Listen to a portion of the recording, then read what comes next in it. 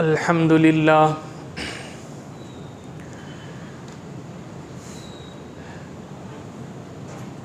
अल्हम्दुलिल्लाहि नहमदुहु व नस्तईनुहु व नस्तगफिरुहु व नुमिनु बिहि व नतवक्कलु अलैहि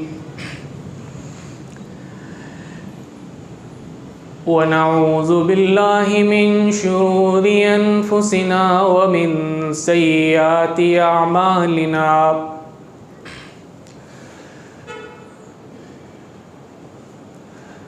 मन यहदिहिल्लाहु फला मुज़िल्ल लहु व मन युज़लिल्हु फला हादिय लहु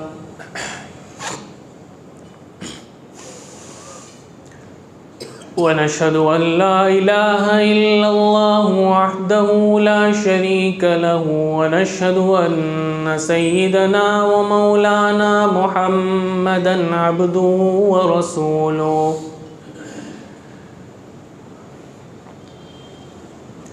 व बअदु फ़अऊज़ु बिल्लाहि मिनश शैतानिर रजीम बिस्मिल्लाहिर रहमानिर रहीम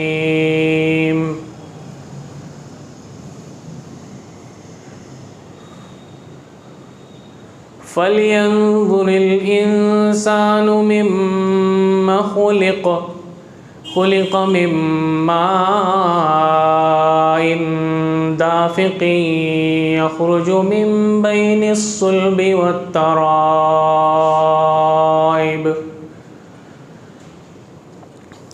सदक़ल्लाहुल अज़ीम।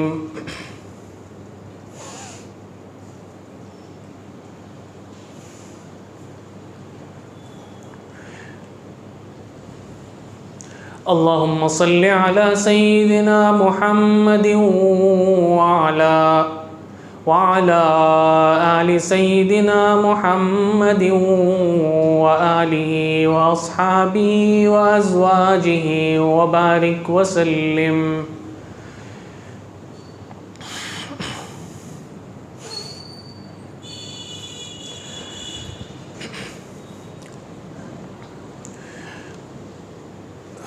बुज़ुर्गों और अज़ीज़ भाइयों,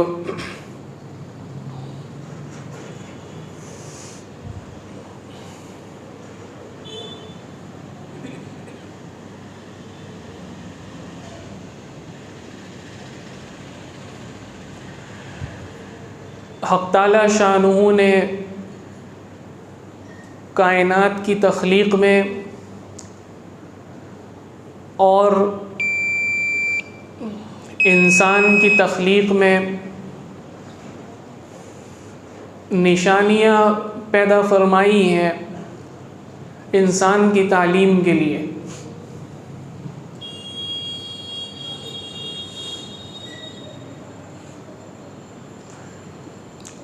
सारी कायनात और सारा आलम और सारा यूनिवर्स ये गोया कि अल्लाह की किताब है।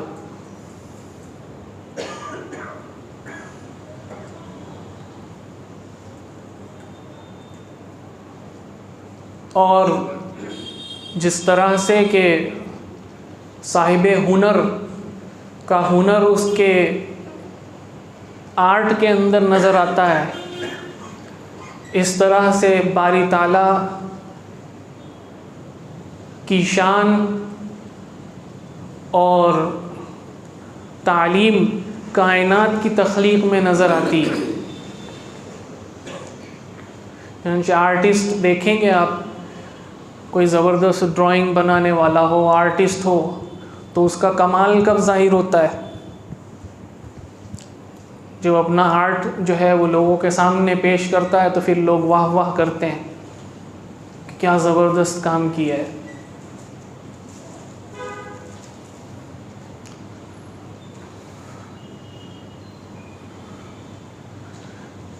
चुनांचे कुरान करीम में कायनात की तख्लीक़ और इंसान की तख्लीक़ के मुख्तलिफ़ मकामात ज़िक्र फरमाए। तो इंसान की पैदाइश का मौका भी ज़िक्र फरमाया।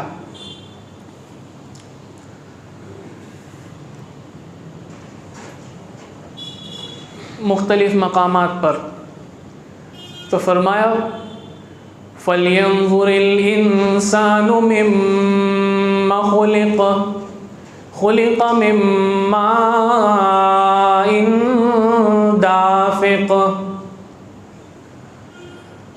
कि इंसान गौर व फ़िक्र करना चाहता है, बसीरत हासिल करना चाहता है, हिदायत हासिल करना चाहता है, बहुत ज़्यादा दूर जाने की ज़रूरत नहीं।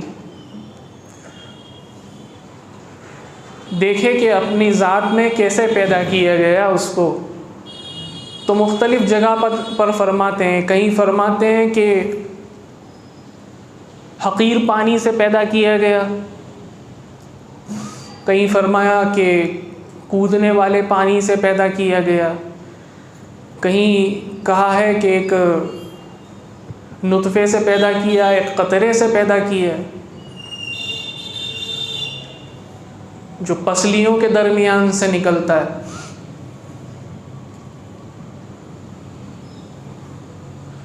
तो एक तरफ जब इंसान देखता है तो बारी ताला की तख्लीक की ज़बरदस्त क़ुव्वत सामने नज़र आती है, और उसके मुकाबले में आजिज़ी और इनकिसारी भी पैदा होती है कि कहाँ एक छोटा सा क़तरा और नुतफ़ा था, 9 महीने एक छोटे से रहम के अंदर रहा, ना डॉक्टर को पता है कि अंदर क्या हो रहा है, ना खुद उसकी वालिदा जो है उसको पता है कि अंदर क्या हो रहा है, लेकिन फिर भी ऐसी बेहतरीन तख्लीक और हुस्न के साथ पैदा किया है, और वो भी एक नापाक नुतफ़े से पैदा किया है।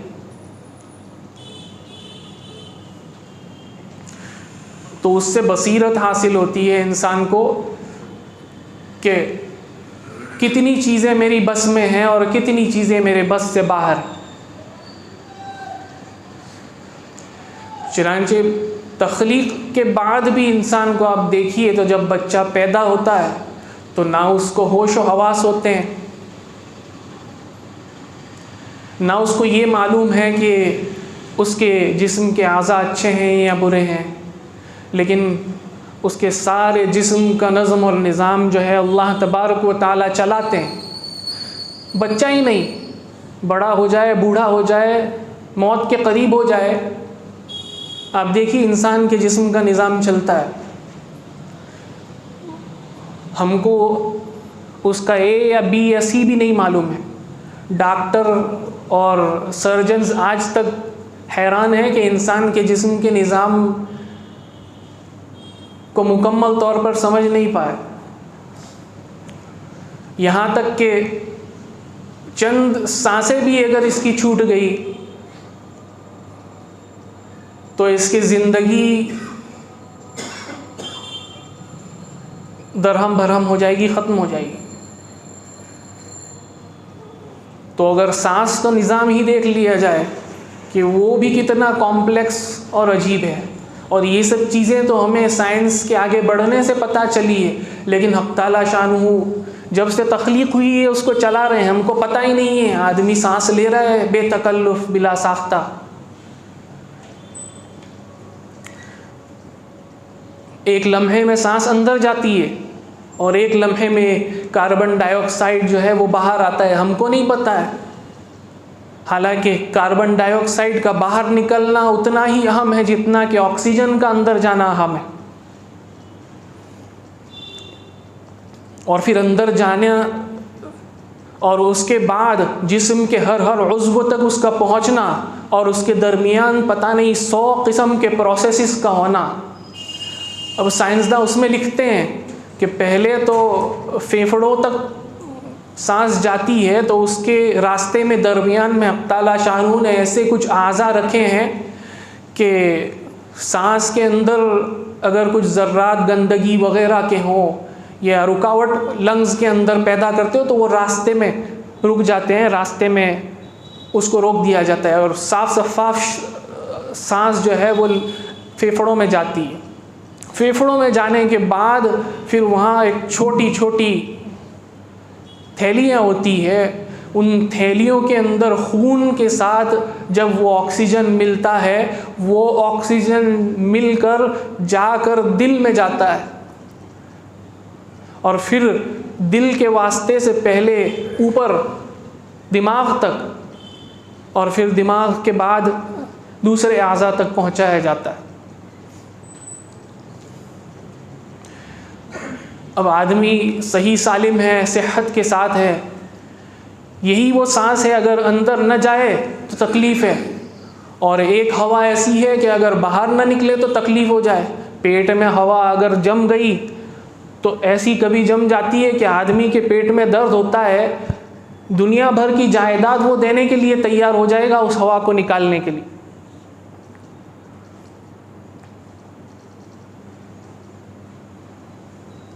तो कुरान करीम में हक़ ताला शानू फरमाते हैं, फ़ल्यंज़ुरिल इंसानु मिम्मा खुलिक़। दूसरी जगह फरमाते हैं, अलम नख़्लुक़कुम मिन माइन महीन।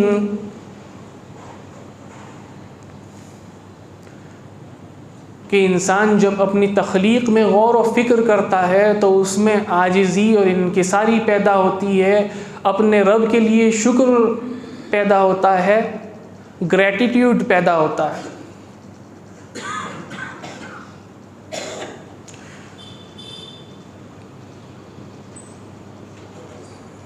लेकिन जैसे जैसे आदमी होश और हवास संभालता है तो उस होश और हवास के साथ कुछ अनाइयत भी साथ में पैदा हो जाती है कि नहीं, हम भी कुछ हैं।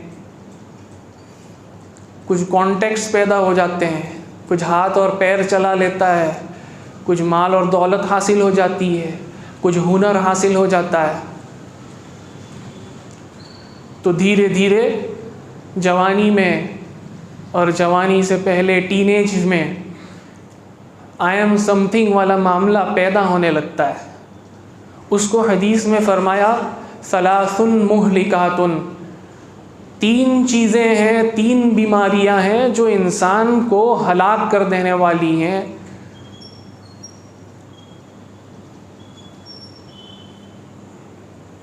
शुहुन मुताउन नंबर 1, ऐसी लालच कि जिसकी हमेशा इत्तिबा की जाए, ये भी मेरा हो जाए, ये कुर्सी भी मेरी हो जाए, फुला जायदाद भी मेरी हो जाए, फुला मकाम मुझे मिल जाए। चुनांचे देखिए आप कि दुनिया में बड़े बड़े बिलियनर्स हैं, तो कभी आपने ये नहीं सुना होगा कि उनके दिमाग में, उनके दिल में ये ख्याल आया हो कि भाई बहुत कमा लिया, हमारी पीढ़ियाँ बैठकर खाएंगी, चलो कुछ वक्त जो है इससे फारिग हाल हो जाते हैं और कुछ मखलूक की खिदमत में लगाते हैं। अंबानी हो, बिरला हो, टाटा हो, नहीं। तो फरमाया शुहुन मुताउन, ऐसी लालच कि जिसकी हमेशा इताअत की जाए, कि बस हर वक्त सर पर ये धुन सवार है कि कहाँ मेरा बिजनेस 1 से 2 और 2 से 4 हो जाए।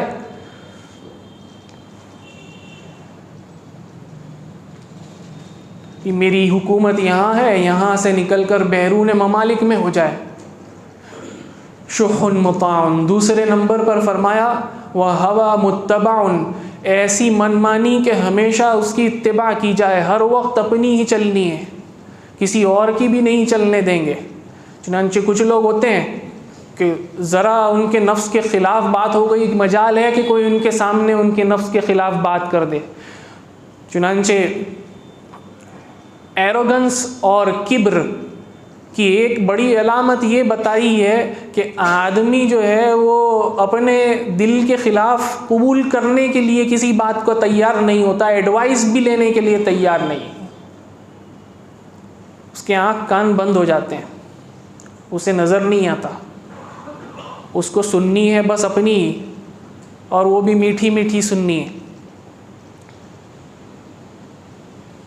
शायर कहते हैं ये ऐब जहाँ तक देखोगे हर शख्स में पाया जाता है, 100 ऐब छुपाए जाते हैं, एक हुस्न दिखाया जाता है।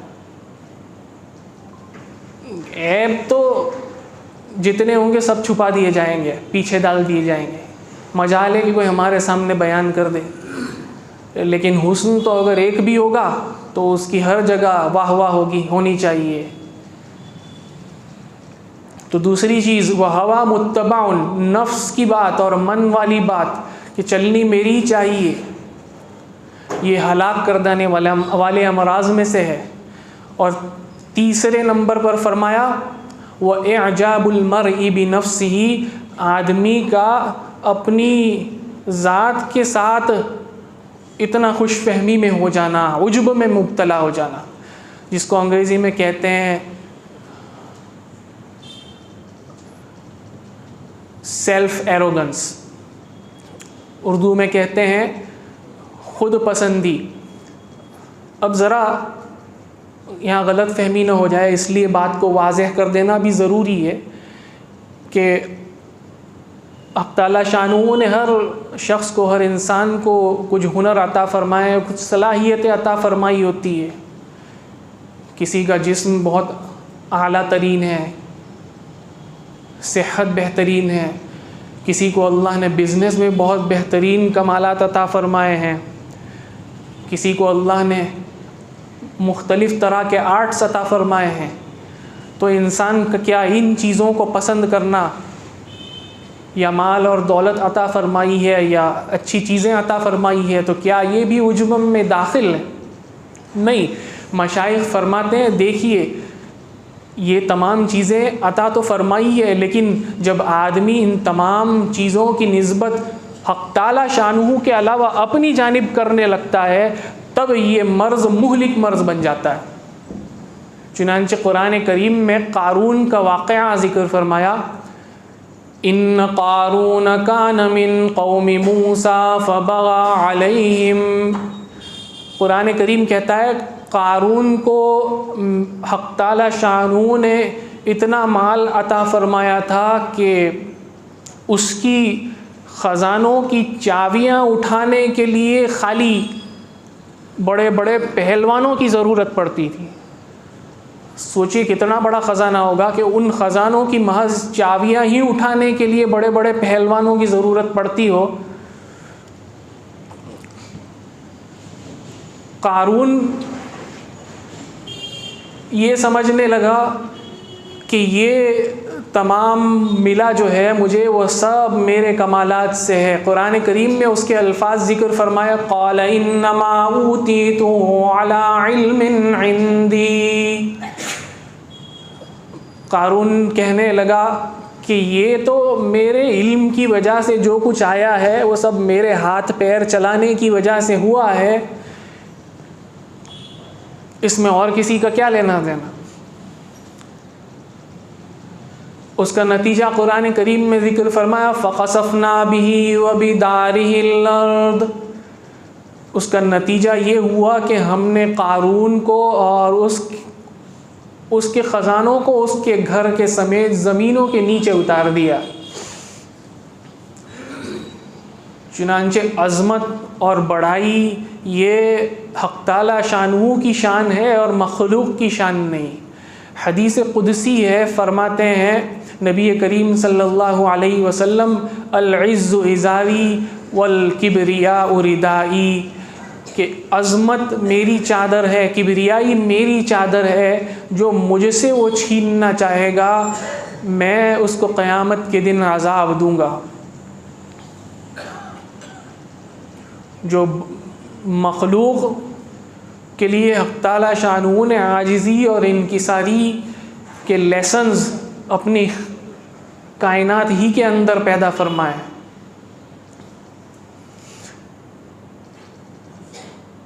चुनांचे नबी करीम सल्लल्लाहु अलैहि वसल्लम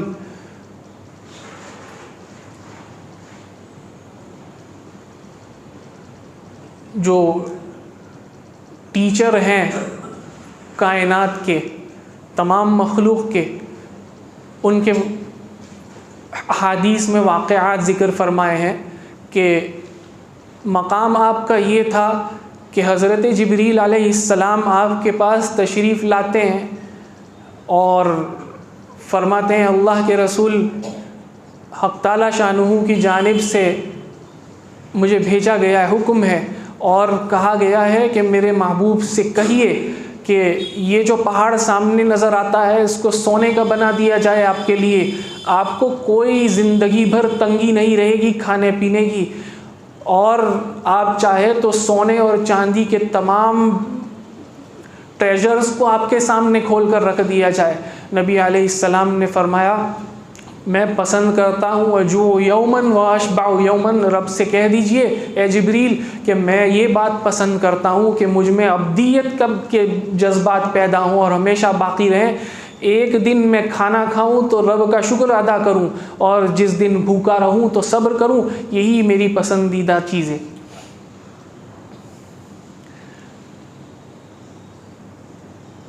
चुनांचे सीरत में आता है नबी अलैहिस्सलातु वस्सलाम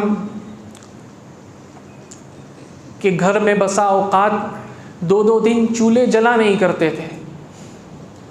ये हाल है सरकार कायनात सल्लल्लाहु अलैहि वसल्लम का कि अगर आप चाहते तो आपके लिए ख़ज़ानों को खोल दिया जाता, लेकिन आपने इख्तियार से उसको तर्क किया है।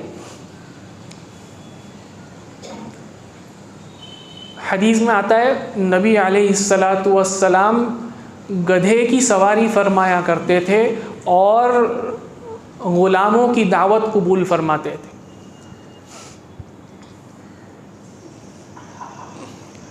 आजकल तो मजाल है कि अगर कुर्सी या 1-2 मकाम हासिल हो गए तो साहिब की हालत ये हो जाती है कि उन साहिब से मिलने के लिए दूसरे 5-10 साहिबों को मिलना पड़ता है कि साहिब आज नहीं मले, पाछी आओ तमें, पाछा आओ तमें, 5-10 दिवस पछी मलशे।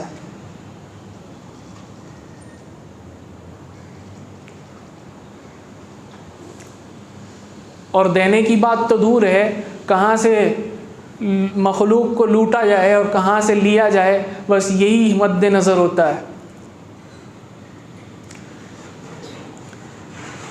हदीस शरीफ में फरमाया ला यदखुलुल जन्नत मन कान फ़ी क़ल्बिही मिस्क़ाल ज़र्रतिन मिन किब्रिन, कि जन्नत में हरगिज़ दाखिल नहीं हो सकता वो शख्स जिसके दिल में एक ज़र्रे के बराबर भी किब्र हो। तो सहाबा किराम ने फरमाया या रसूल अल्लाह इन्न रजुला युहिब्बु अन यकून सौबुहु हसनुन, अल्लाह के रसूल कोई बंदा पसंद करता है कि उसके कपड़े अच्छे हों और अच्छी खुशबुएँ लगाए, तो क्या ये भी किब्र में शामिल होगा? तो अल्लाह के रसूल ने फरमाया इन्नल्लाह जमीलुन युहिब्बुल जमाल, कि किब्र ये नहीं है, अल्लाह तबारक व ताला जमाल और हुस्न वाले हैं और जमाल को पसंद फरमाते हैं। किब्र क्या है? अल किब्रु बतुल हक़्क़ि व गम्तुन नास, किब्र ये है कि जब हक़ बात इंसान के सामने आए तो वो उसको ठुकरा दे और लोगों को अपनी नज़रों से नीचा देखे। यही किब्र की जड़ है। चुनांचे नबी अलैहिस्सलातु वस्सलाम ने सहाबे किराम को इस कदर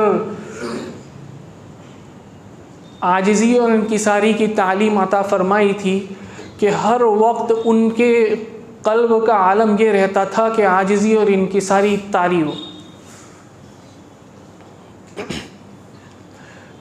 हज़रत उमर रज़ी अल्लाह तआला अन्हु जब बैतुल मक़दिस उनकी अमारत में फ़तह हुआ, उनके ज़माने में फ़तह हुआ, तो शहर की चाबियाँ जो है उनको सुपुर्द करने के लिए बैतुल मक़दिस का सफ़र करना तय हुआ।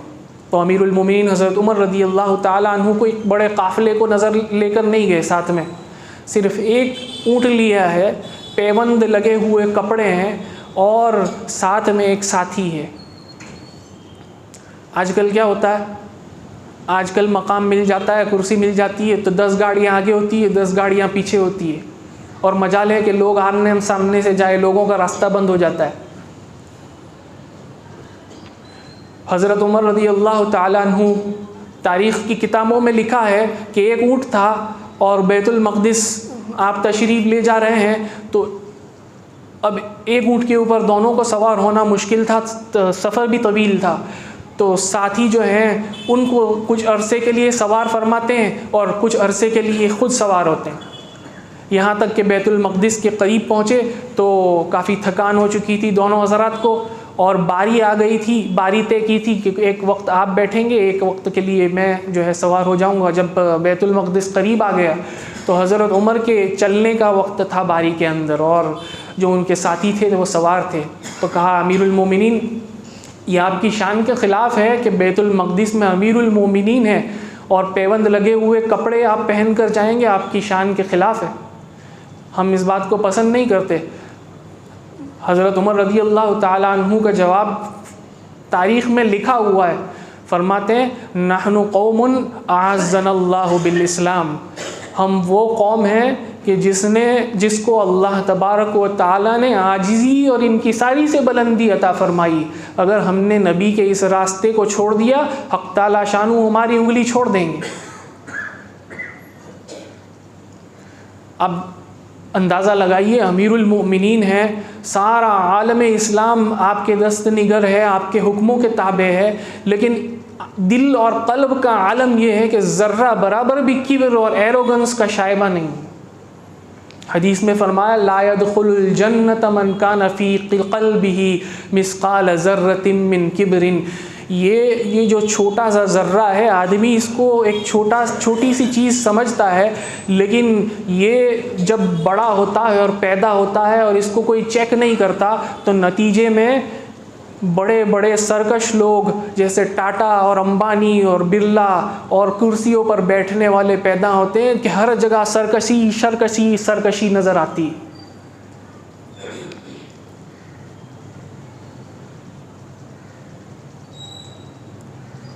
एक और वाक़या आपके सामने ज़िक्र करता हूँ।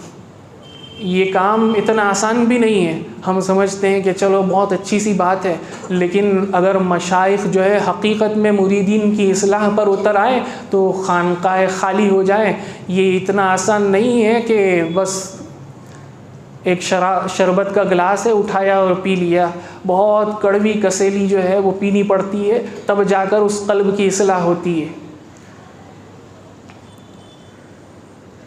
एक बुज़ुर्ग गुज़रे हैं, शेख अब्दुल कुद्दूस गंगोई रहमतुल्लाह अलैह, उनकी बारगाह और उनकी खानकाह जो है वो मशहूर थी यहाँ के, यानी कि इंटरनेशनल फेम उनको हासिल था। गुज़श्ता ज़माने में एक बड़े पाए के बुज़ुर्ग गुज़रे हैं सिलसिले में, तो बैरून ममालिक से भी लोग उनसे फैज़ हासिल करने आया करते थे। तो बल्ख से भी एक बुज़ुर्ग आए और वहाँ क़ियाम किया और फैज़ हासिल किया।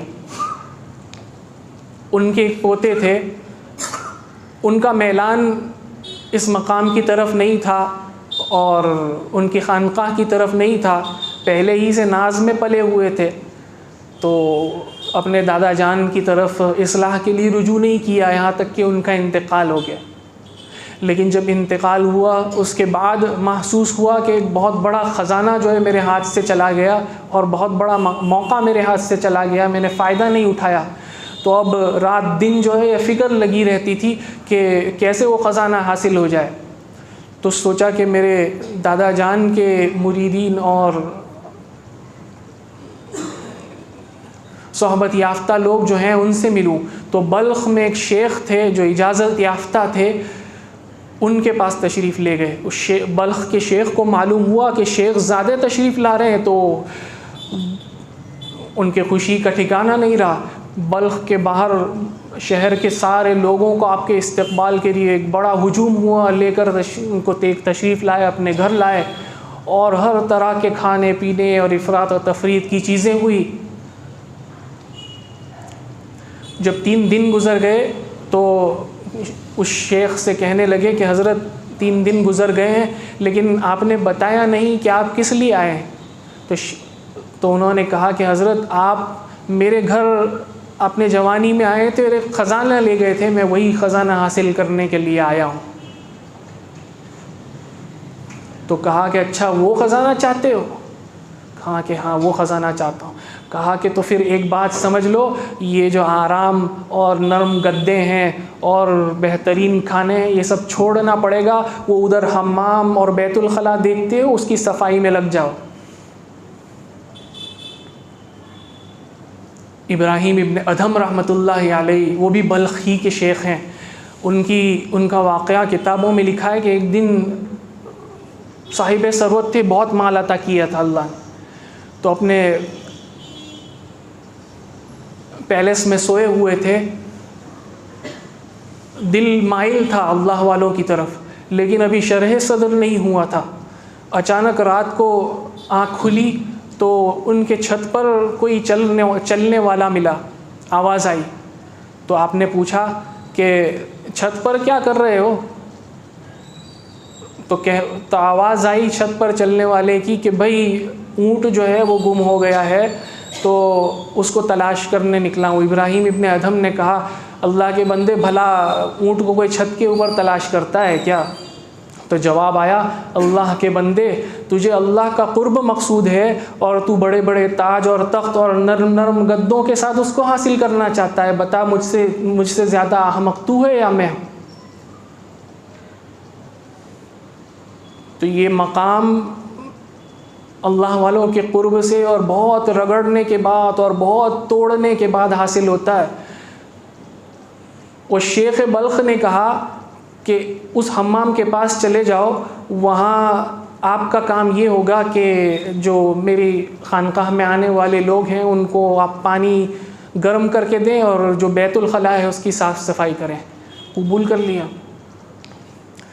एक दिन गुज़रने के बाद एक कोड़ा उठाने वाली जो औरत थी कहा कि वो फ़ुला बंदे को आप देखोगे हम्माम के पास बैठा रहता है, आपका काम ये है कि एक दिन अपना कोड़ा जो है वो उठाकर आप ले जाना और वो जहाँ बैठता है उसके करीब रख देना।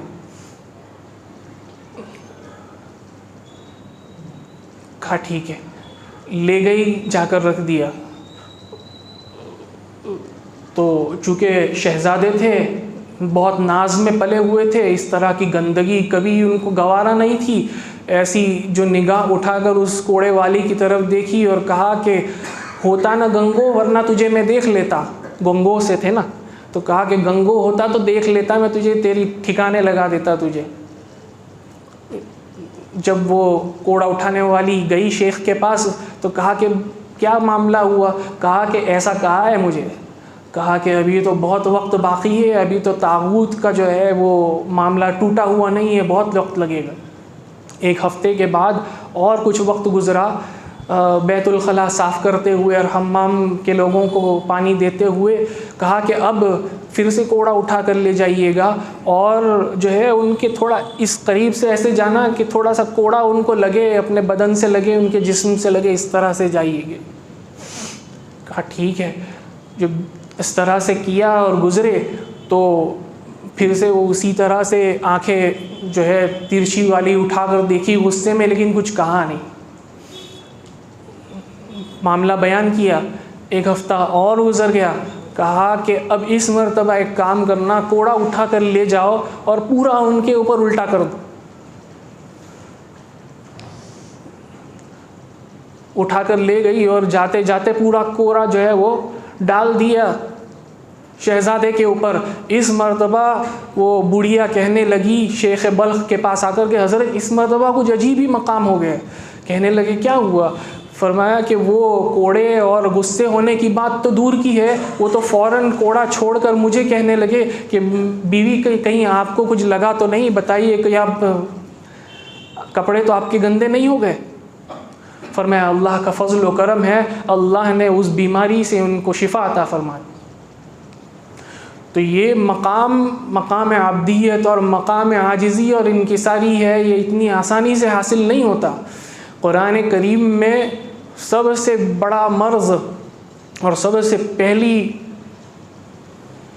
मासियत का ज़िक्र फरमाया, शैतान की मासियत। फसजदल मलाइकतु कुल्लुहुम अजमाऊन इल्ला इब्लीस अबा। मलाइका ने तमाम के तमाम मलाइका ने सजदा किया हज़रत आदम अलैहिस्सलातु वस्सलाम के सामने, लेकिन शैतान ने सजदा नहीं किया और दलीलबाजी की। क़ाल अना खैरुम मिन। हक़ ताला शानू की तरफ से जब इरशाद हुआ कि सजदा क्यों नहीं हुआ, कहा कि मैं उससे बेहतर हूँ, मुझे आपने आग से पैदा किया है और उसको मिट्टी से पैदा किया है। तो ये जब किब्र का मकाम होता है तो इतनी आसानी से नहीं निकलता। नफ्स इंसान को हर तरह के दलाइल पेश करता है कि ये हिदायत के रास्ते से जिस तरह से भी हो दूर हो जाए।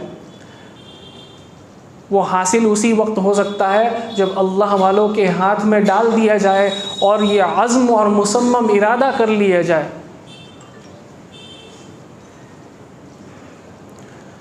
अब हक़ ताला शानू हमें समझने की तौफ़ीक़ अता फ़रमाए। और किब्र जो इतना बड़ा उम्मुल अमराज़ है, जिसको मशाइख़ फ़रमाते हैं तमाम अमराज़ की जड़ है, हक़ ताला शानू इससे हिफाजत नसीब फ़रमाए। और आजिज़ी और इनकिसारी है जो तमाम औसाफ़ मदीहा की जड़ है, हक़ ताला शानू से हासिल करने की तौफ़ीक़ अता फ़रमाए। व आख़िरु दावाना अनिल हम्दुलिल्लाहि रब्बिल आलमीन।